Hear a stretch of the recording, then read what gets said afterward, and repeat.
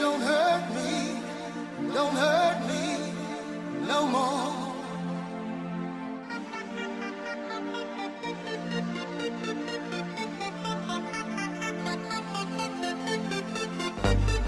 Baby, don't hurt me no more.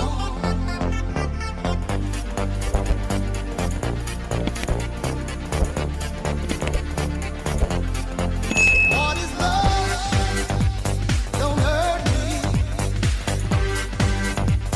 Don't hurt me.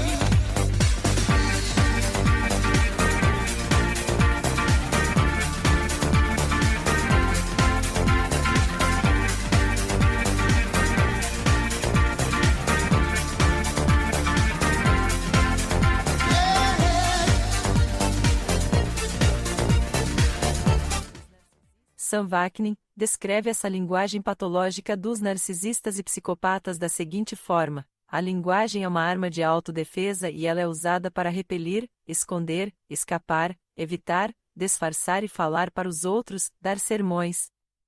A linguagem não é para comunicar, e sim para encobrir, é para criticar sem se comprometer, para concordar sem parecer fazer isso. A linguagem é uma arma, uma surra. Um item de propriedade letal, uma arma. Então eles brincam com você através das palavras, debocham, ironizam, despejam malícias.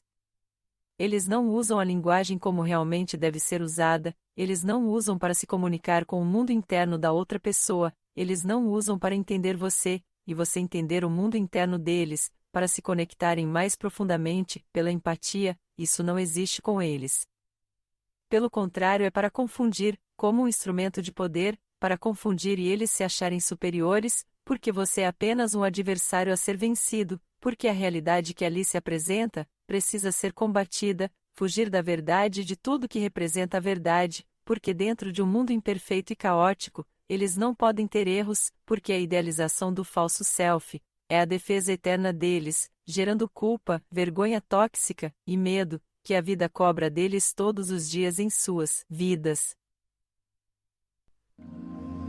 Bom dia, boa tarde, boa noite. Então, agora eu fiz essa introdução aí, né, para mostrar como o narcisista se comunica com as pessoas, né, que eles não percebem isso, né, a forma como eles se comunicam, né, é uma coisa interessante, porque eles não têm comunicação com as pessoas, né? Eles usam a linguagem como um instrumento, como uma arma. É mais ou menos como o rapazinho aí, né? Ele está em cima de um tabuleiro, jogando, né? É isso que os narcisistas fazem com as pessoas, né? Eles jogam, né? Eles jogam já contando com a tua participação. Né? Então eles jogam dos dois lados, né? E eles não têm comunicação, eles não têm interação, eles não têm empatia, né? Isso aí é o que a Bíblia diz, de deixá-los entregues às próprias paixões. É isso aí, é você ficar preso dentro de um labirinto e não conseguir sair, né? E você, por causa disso, você se fecha cada vez mais, tentando interferir na vida dos outros, mas ao contrário, eles estão interferindo na própria vida. Porque quanto mais eles tentam interferir na vida dos outros, pior fica a situação deles, e eles não percebem isso. Eles não percebem, né? Então a gente fica assim, com pena, né? Mas eles sabem que eles estão errados. Eles sabem.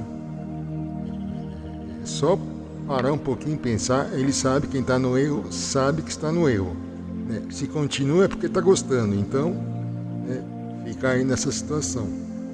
É muito interessante essa característica deles, né? E quando eles estão na presença de alguém que não se comunica como eles ficam calados.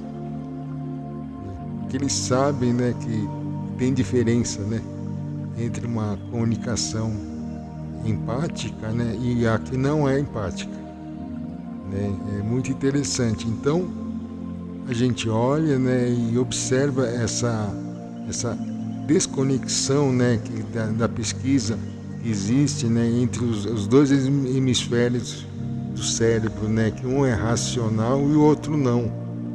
Então eles não conseguem fazer essa integração, né?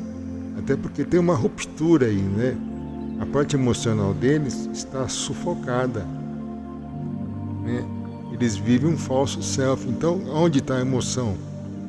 Está lá sufocada. Então não tem como, numa conversa, ter essa troca, né? Essa empatia, né, que existe entre as pessoas, né?